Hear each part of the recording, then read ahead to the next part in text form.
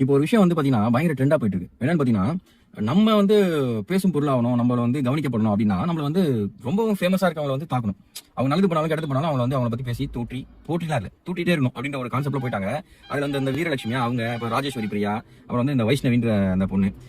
இந்த பொண்ணு இப்ப வந்து ஒரு விஷயம் பண்ணிருக்காங்க. அவங்க கிட்ட வந்து பழைய துணி, பழைய சுடிதார்லாம் எதுவுமே இல்லையா.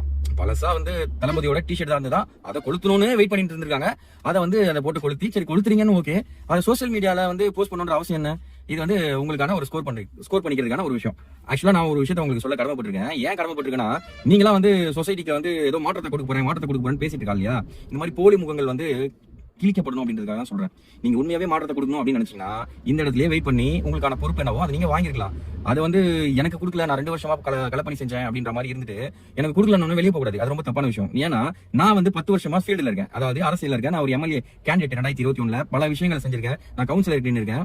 நிறைய விஷயங்கள் என் பகுதியில் வந்து செஞ்சிருக்கேன். ரோடு போட வச்சிருக்கேன், காவா போட வச்சிருக்கேன், இந்த மின்கம்பங்கள் 200 மின்கம்பங்கள் கிட்ட மாத்த வச்சிருக்கேன். நிறைய பேருக்கு வந்து ஸ்கூல்ல சேர்க்கறதுக்கு உதவி பண்ணிருக்கேன். இந்த நியூட்ரிஷன் கிட் கொடுக்காம இருந்தாங்க, அந்த விஷயத்தை சரி பண்ண கொடுக்க வச்சிருக்கேன்.